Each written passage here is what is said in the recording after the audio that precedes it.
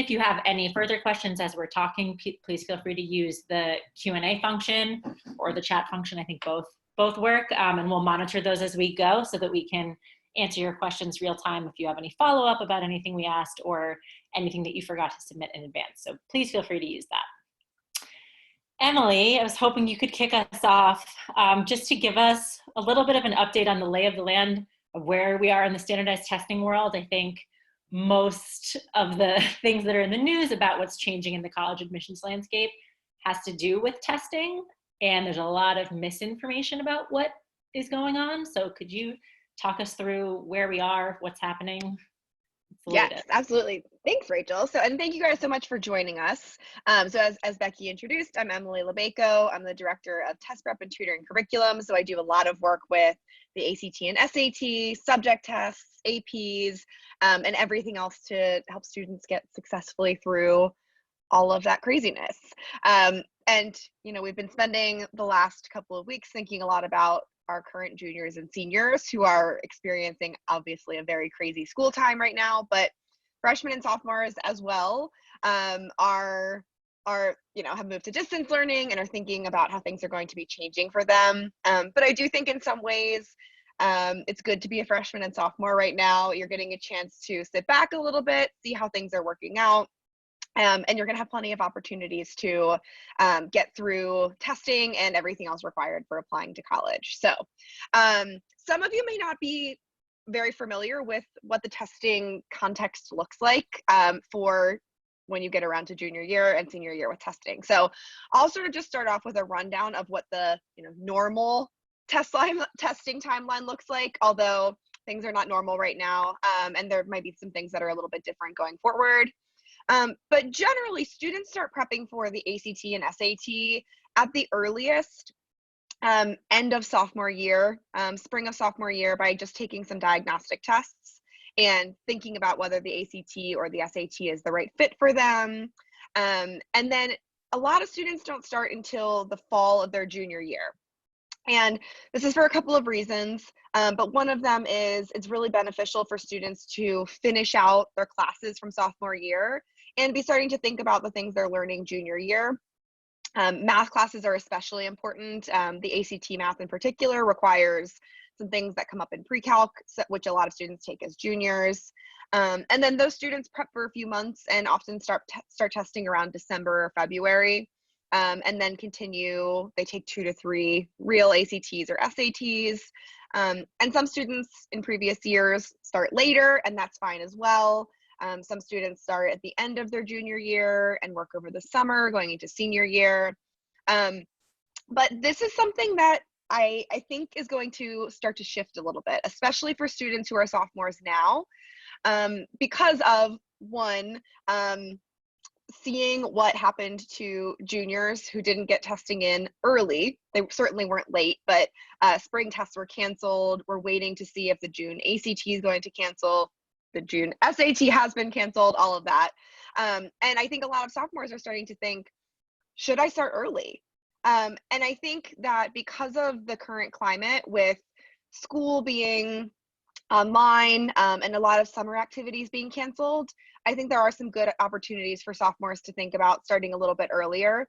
But they will just need to recognize that there will be some things that they might still be learning in fall of junior year that they might either need to study or work with a tutor and get ahead on, or just remember that they're going to see those kind of coming up. So we're definitely getting some sophomores who are thinking about starting now.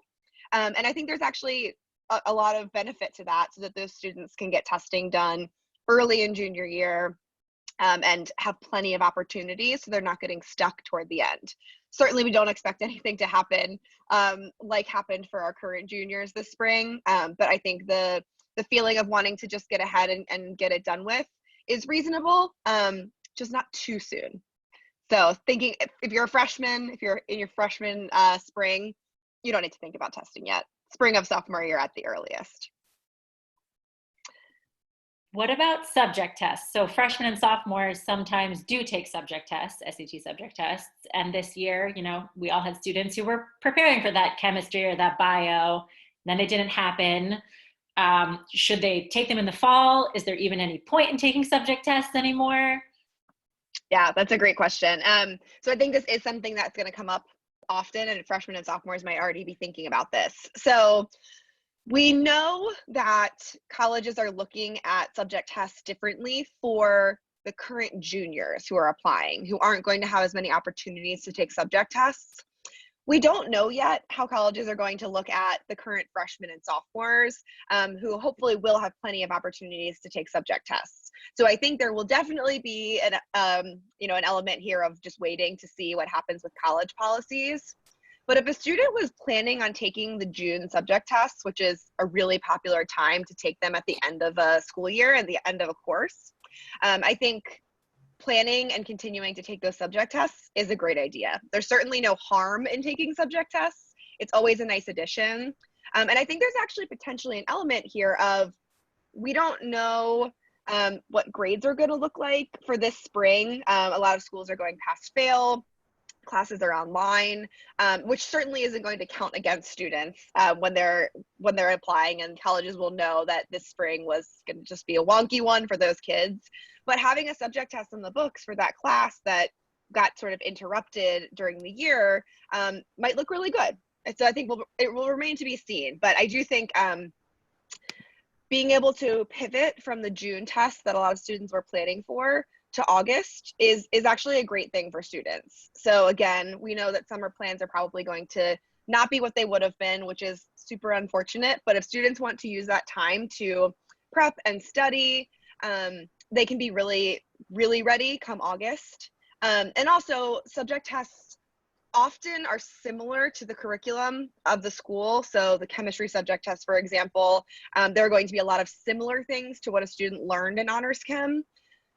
Or regular chem and sometimes AP, but there are also things on the subject test that don't directly mirror the class at a school. So having that extra time to prep and study and take practice tests can be really beneficial for subject tests. And Emily, we just got a question about what a subject test is. Do you mind running through the difference between the subject test and the actual like ACT or SAT for me too? Yes, absolutely. That's a great question. It's fun to be talking to you guys because I spend so much time with stressed out juniors who are trying to finish their tutoring. So subject tests are a separate test from the SAT or ACT. So they are given by the College Board that administers the SAT as well, but they're SAT subject tests, and they are testing purely the content from a given course. So there are some for the sciences, a biology, a chemistry, physics are some popular ones. There are also subject tests for math classes. There's a math level 1 and math level 2 that students might take after pre-calculus. There are languages.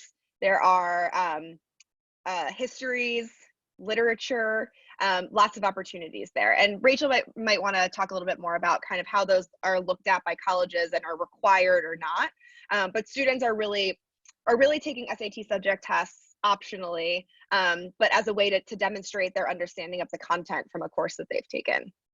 Yeah, so just to add to that, SAT subject tests are really not required anywhere anymore, almost. There are very few schools that even recommend them at this point. That doesn't mean that lots of schools won't be happy to see them if you send them, but they're not necessarily prescribing that you take them. This year in particular, there's some confusion about that because many of the schools that typically require them have said now they're recommended. Schools that typically recommend them have said now they're optional. And the most noteworthy changes are MIT, which was one of the last holdouts that required them for all applicants. They required 2 tests of the math level 2 and a science. Will no longer consider them as part of the admissions process at all. And Yale has also recently announced that they will not consider them just for this year because they don't want to disadvantage those students who won't have the chance to take them. And they want students to focus on the SAT or the ACT rather than the subject tests. Those things, well, MIT, that policy will still be in place for if any of your students end up wanting to apply to MIT. We anticipate that probably more schools, if they follow Yale's suit, would take them again after this year. So they really are for students applying to highly, highly selective schools. Most students probably don't need subject tests. So I don't want you to all think students have to run out and start preparing for these. Many students do not. It's really the students aiming for the most selective schools who might benefit from having those tests in addition to their SAT or ACT, or in some cases, in lieu of the SAT or ACT at those schools that might use a test flexible policy. Like NYU, for example, you can apply with 3 subject tests instead of the SAT or ACT. So we might see more schools adopt that kind of policy as well going forward. Emily, did we cover all the testing ground we wanted to cover? I wanted to just mention online testing. Just briefly. So this is something that I'm not sure if a direct question came in about it, but this is something that I think everyone's going to start hearing a lot more about. So I wanted to just give you some quick background on what's going on with that. So this is, like, again, another real benefit to our current freshmen and sophomores who are going to be able to kind of watch what happens in the fall and be in the best position going forward. But I just wanted to mention that the ACT online was already planned to roll out in September of 2020 and will continue to. And so the ACT online is designed to be taken at testing centers on testing dates, just like the regular ACT. But students will have the option of taking it on paper or on the computer. The test will be the same. And they're also rolling out section retesting, which is where students can take a full ACT and then later on say, oh, these scores are looking pretty good, but my reading score is looking a little bit lower. They're going to be able to just take that section or just take 2 or 3 sections in one day, and those will be online. There's a little bit of confusion happening kind of in the media and articles that I'm reading about at-home online testing. And the ACT has said that they will begin to roll out at-home online testing beginning in late fall or early winter was their wording. So that's also something to keep an eye on. Honestly, I anticipate lots of confusion and glitches around at-home online testing. So again, if you don't have to be the first class to sign up for it, maybe you're better to wait and see how it goes the first time to avoid frustration and confusion. But that's going to be a possibility. And then the SAT has said that they will offer an at-home online option only if schools are not able to resume in the fall. So we'll be waiting to see about possibilities for that. But the tests themselves would be the same, tested online. It's just a matter of taking them on a computer format rather than taking them in school on paper. And actually, we just got a question in the chat here about the PSAT. I have not seen anything about the PSAT being online. I suspect that it won't be, that they're going to do everything they can to have the PSAT on paper at school as they normally do. Again, it seems like the College Board who makes the SAT is not as gung-ho about offering online options. I think they're only going to do that if they absolutely have to, whereas the ACT looks to be exploring and pushing ahead with those options. But again, we're kind of waiting to see. We want to see how it plays out in September when it begins. And then students will be able to have opportunities in the future to decide what's going to work best for them with that kind of testing. Great. So while we're still in testing land, I want to pivot to a question that someone just submitted that's more college admissions related. The question is, how can we better prepare ourselves outside of school with fewer colleges accepting test scores or not taking them as seriously? So I want to unpack that a little bit. I think this is referencing that many schools have gone test optional this year as a result of COVID-19 and its impact on high school juniors. But I think there's a lot of misunderstanding about what test optional means. If a school has gone test optional, they will still be very happy to take your score if it's good, if it's in the range that they would typically want to see. And you can see that a school will publish the middle 50% of their admitted students. So you can see if your score is right in the range of a school. So they're not taking scores less seriously. They still take the scores seriously. That decision to go test optional this year is really about the health and safety of students. I heard an admissions officer from Swarthmore last night saying, we are not going to tell you to go out and risk your life if it's not safe to take the SAT. We're not going to do that. That said, many colleges are hopeful that there will be safe opportunities for students to take them later in the fall. On that same event, the Princeton admissions officer said, yeah, we're monitoring it really closely and we're still requiring those tests at this time because they help us sort through students. So point one is that schools do take the test seriously if a student chooses to send them at a school that is test optional. But I do think it's also important to note that testing is never what is going to get a student into a college or a university. Testing plays a supporting role to the student's academic profile. So this sort of moves into how is everything changing for students of this age, freshmen and sophomores. I think, as Emily said, you have the luxury of time and of seeing how all the testing stuff plays out, but continuing to make many of the same choices you would want to make at this time to show your best self when it comes time to apply down the line. The first and most important thing when an admissions officer reviews your file someday is going to be your transcript, your academic profile. That remains true. This time right now, obviously, is a little bit of an asterisk for everyone, and that affects juniors the most, who typically rely on junior spring to show their ability to do college level work or the closest to it. So it's luckier to be a sophomore or freshman at this time, if you're not going to have that chance to show your upward trajectory and how much you're growing necessarily. So I do think that's perhaps a benefit for younger students. And that also means you have time to grow from here and should be thinking about taking more challenging courses, showing your ability to take on rigor and continue to succeed, all of those good things. The testing is always secondary to that. And then the academics and the testing serve to sort of get a student's foot in the door. And then you get into all the good stuff within holistic review, which most selective colleges practice, which means that they start to look at all the subjective factors about you, like your extracurricular life, your teacher recommendations, your essays, all of those things. So again, even if every school went test blind, those things would still be true, that the academics are the most important. And then they're going to be considering all those other things about you. I don't think all schools are going to go test blind. I think that's very unlikely, but you guys will have the chance to wait and see, which is nice. The one other potential benefit, someone asked if there are any benefits to the younger classes. I've heard a lot of colleges talking about how they're actually really excited that they have developed much better virtual presences very fast and will continue to do so. So usually I don't advise students to start looking at colleges too early because it's very expensive and time consuming to just start visiting a bunch of schools.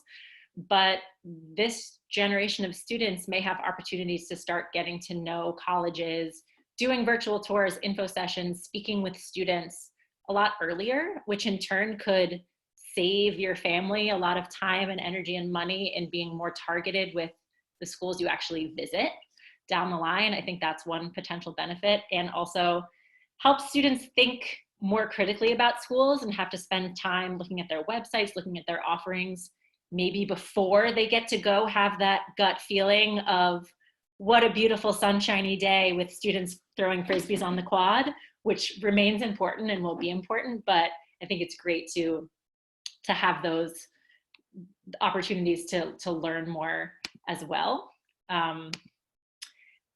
Wanted to jump into a couple other questions that folks submitted. A few questions about student athletes, which makes a lot of sense for younger students to start thinking about this. Any specific recommendations for student athletes, both in terms of timing and other aspects of their application? So if a student is hoping to be a recruited athlete of any level, D1, D2, or D3, they may want to do the standardized testing process quite a bit earlier than a typical student might, especially the D1 athletes might be asked for a score from a coach. We see this a lot with lacrosse or hockey players. Those sports recruit really early, and sometimes we get, like 14-year-olds coming in saying, I need a score. So that might happen. You might want to start the testing process a bit earlier.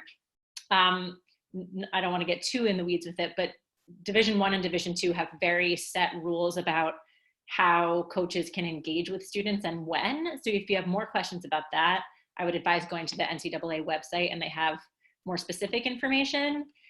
In D3, it's more the burden of the student to reach out, or that's more fair game to do. A follow-up question, which I think is great, is can student athletes expect to rely on athletics alone, or should they build a full resume? Wow, I'm really like directly in the sun. Excuse me. The answer is that it depends on if the student is going to be eligible to be recruited. There's a big difference between a student who is recruited to play for a college or university and a student who plays that sport in high school but won't be playing on the college team. The reality is that universities are trying to build a well-rounded class, and so they want different students who are all going to fill different roles on their campus, who are all going to do different things. And the recruited athletes are filling those spots of the kids who play sports. So that doesn't mean that students who play sports and are not going to be recruited don't get into college. Of course they do. But I do think those students benefit absolutely from building out their resume, from doing more things, from even if it's building on that interest in sports, teaching it to younger kids, finding service opportunities that relate to that interest in sports. Those kinds of things can make a big difference and help colleges understand who that student would be as a community member beyond being a member of an athletic team, which is ultimately kind of what they're looking for. So I would look at that. And then what about summer this year? Any advice for summer activities? This is a huge question. Every day we're hearing, more camps are canceled, more summer programs are canceled. And I know it's really hard and really challenging for students in the same way all their regular extracurriculars being canceled was. I think there is no magic answer for summer. I wish I had a magic bullet perfect program for every student. If a student is interested in, well, let me back up. I would say I would approach it in the same way we always want to approach summer, which is this is the time to use to build on an interest you already have, but maybe don't have as much time to explore during the year as you might like, or to explore it in a deeper way than you usually get to, or maybe to try something new and totally different, to go outside of your comfort zone a little bit. All of those things are really valuable ways to use time in the summer, in addition to also decompressing and just like getting to be a kid for a while. I think that's really important too, now more than ever. So all of those things remain true. And that's what students should be thinking about. They really should be thinking about, well, what am I interested in? And then how do I do it? And then the reality is that is just going to look a little bit different than it usually would. So often we see students do a lot of more structured programs where they're taking a class for a long period of time, or going away, or have a job, or are working at a day camp, things like that. I think we may have to let go of the idea that there's going to be one big activity that takes up a lot of hours every day, unless a student happens to have the bandwidth to want to do an online class, which maybe some might, but many won't. And I think it's okay to think about summer in a little bit more of a piecemeal way, a little bit more the way the school year works, where students have multiple extracurriculars. Some students may be able to continue their extracurriculars into the summer. If it's all online and they're continuing to meet with their activities, they don't actually have to stop anymore. So that's something to think about. And then otherwise, there are incredible virtual opportunities out there with a little bit of digging, and it might just require piecing them together a little bit.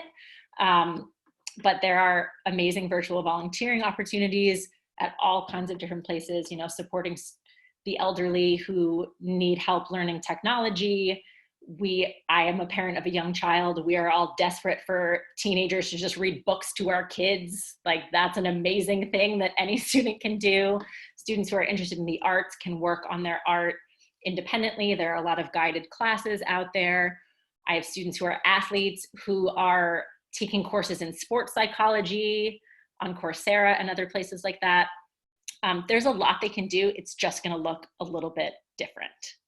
And there are really no wrong answers. And admissions officers, again, this whole time has an asterisk. Their normal expectations of what students are going to do are out the window. They understand they're in the same place. We all are. So that I would let go a little bit of the culture of achievement that we have and really encourage students to do things that make them happy, even if it's just reading, which they don't normally have time for, or cooking, things like that. All of those things count. There's a new space on the Common Application to describe COVID-19 related interruptions. I would imagine it will stay there for sophomores and freshmen by the time they apply, because they're affected now too. So they're going to have a chance to explain whatever happened in this time, however it affected them. Are there any questions that were submitted that we didn't get to? The athletic recruiting question that was submitted, I actually don't know. I would, if you want to follow up after, it was, when is a student considered a junior? The timeline of engagement varies by sport of when they're allowed to contact.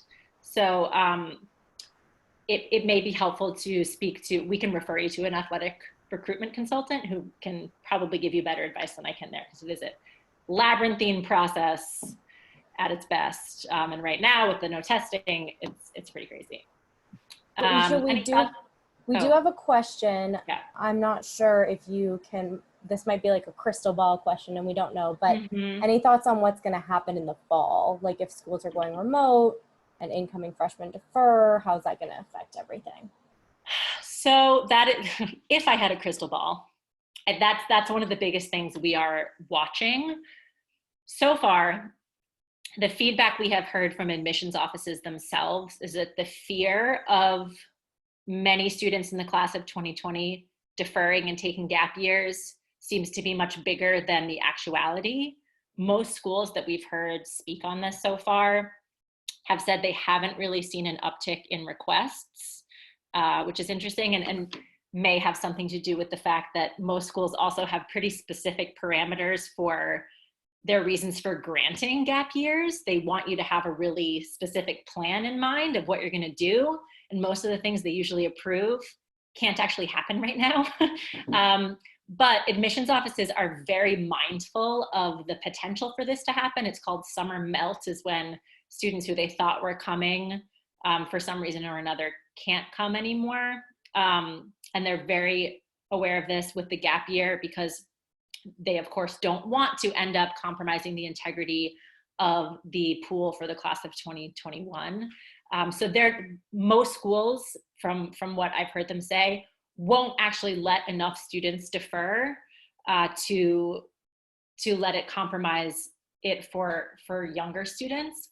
I think something else we will see is that right now they're anticipating that a fair number of international students may not be able to come.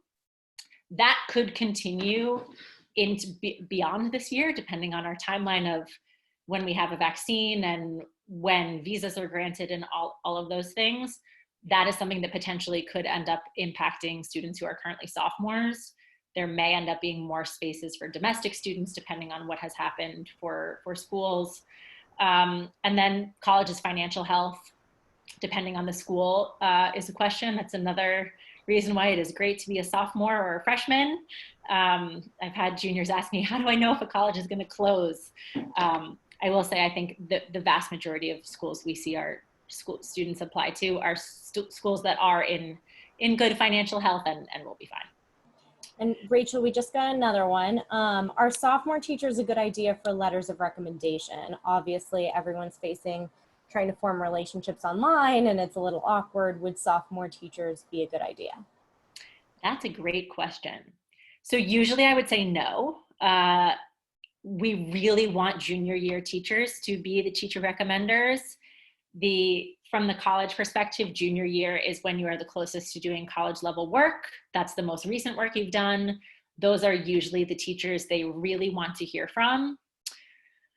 And I would expect that will remain the case. And if we, God forbid, end up in a world where we have remote learning for all of next year, they may just be looking for something different in the recommendation letters from what they typically do. And but they'll still be able to get the same kind of appreciation for the student's level of engagement. It's just they're engaging with something different.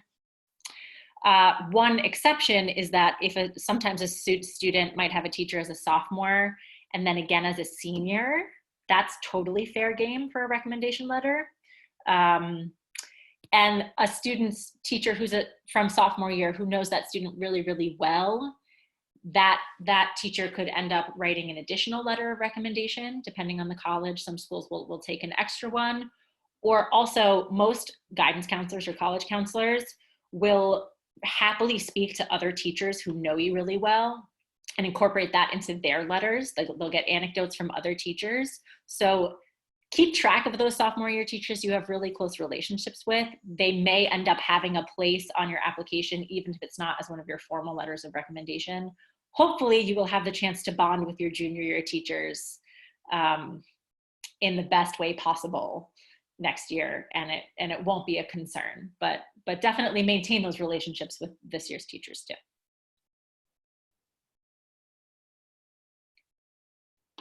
Did I miss anything, Becky?